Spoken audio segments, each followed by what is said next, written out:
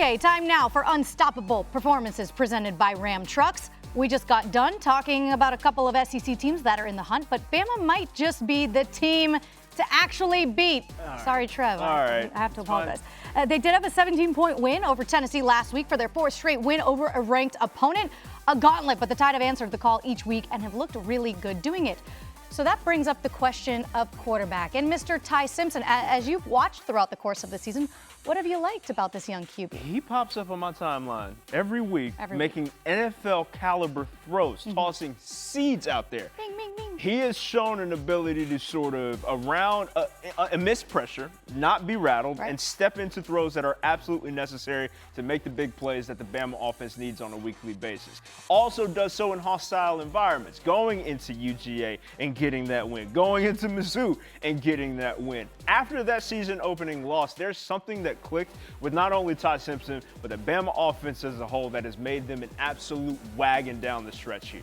I love that term, an absolute wagon. Here's my thing about Ty Simpson, especially with young quarterbacks. You can see, instead of like an upward trajectory, you could see like, sure. There are some dips along the way, a little bit of a roller coaster ride. But with Ty Simpson, you've had a steady incline every single week, and you started off with their opening game against Florida State, okay? He completed just 54% of his passes in that game, had a QBR of 45. He wasn't terrible, but he certainly wasn't perfect. He bounced back the week after. Granted, it was ULM with a perfect game, 17 of 17. Yeah. He figured out how to put that right behind him, and since then, he's been off to the races. And it's also the way, I mentioned the word steady, but he's in complete control of this offense. And I know people hate the term game manager, but he's an incredible manager for being so young with all the talent he has around him. His touchdown to interception ratio, 18-1, has thrown one interception all season. That's a crazy statistic for a young guy who's still getting used to playing at this level against the best competition in all the land. To your point, that pejorative term, game manager, should no longer be a pejorative because of cats like Ty Simpson absolutely take advantage of the position while not doing too much in the process. Yeah, exactly. And they look like they are, no pun intended, rolling right forward with potential to lock up the SEC and, of course, the college football playoff berth.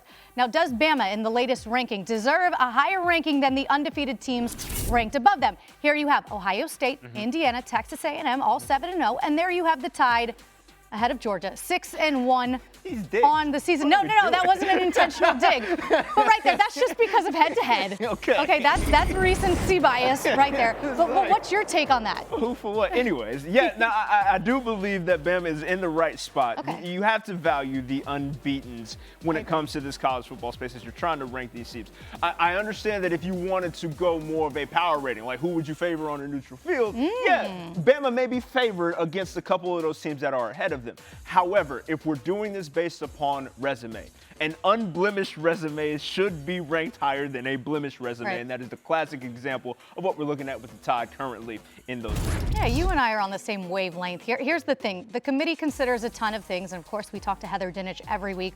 One of them, strength of record. Texas A&M, Indiana, Ohio State, all right now higher than Alabama, who's number 4 in that. Game control, Indiana and Ohio State are higher than Alabama.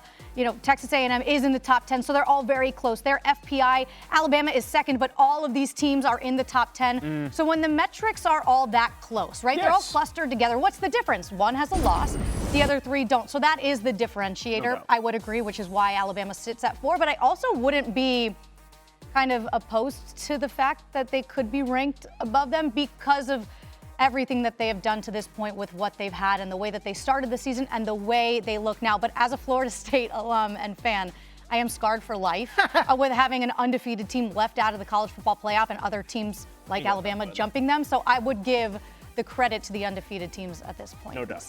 Yeah. So the Alabama Crimson Tide, I think we all agree, have been pretty darn good so far to this point. They do have coming up, though, the South Carolina Gamecocks, who right now maybe haven't had the season that they had hoped to up to this point. So when you're looking ahead to this game, what are you keeping an eye on? I want them to get that run game going, they being Alabama. I know it's been able to sort of been makeshift run game by getting the short passes to the outside, allowing Jam Miller space to work through swing passes or whatever have you.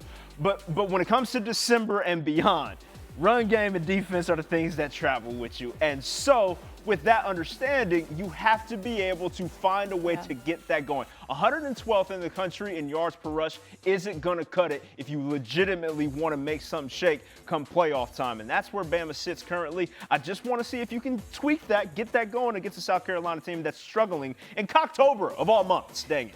I didn't know you were going to hit me with that. But here we are, moving on. You are more on that Alabama side of things, and rightfully so. But I'm going to go with the opponent they're facing this weekend in South Carolina, because that's what I'm watching for. As I alluded to, it hasn't been the season that they expected. They're 3-4, back-to-back losses to LSU and Oklahoma, but they're back home in Columbia this week, trying to bounce back from those 2 losses. And look, this could be a rallying kind of game for the Gamecocks. This is a game for Alabama.